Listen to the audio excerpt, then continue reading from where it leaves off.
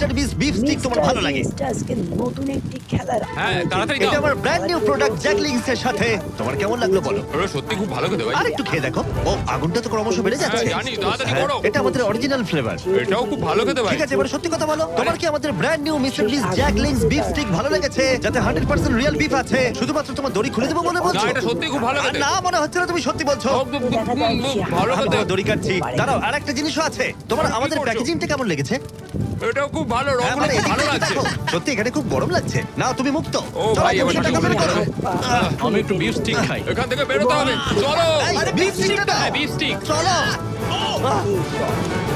তুমি মরতে চাও? বেরিয়ে এসো। আচ্ছা, ঠিক আছে। তুমি সার্ভাইভ করলে আরেকটা ডেথ ট্র্যাপ, জিতে নিলে $3.5 লাখ।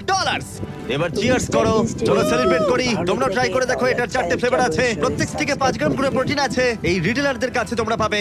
এই ট্র্যাপটা সহজ ছিল, কিন্তু পরেরটা তুমি অনেক টাকা সেখানে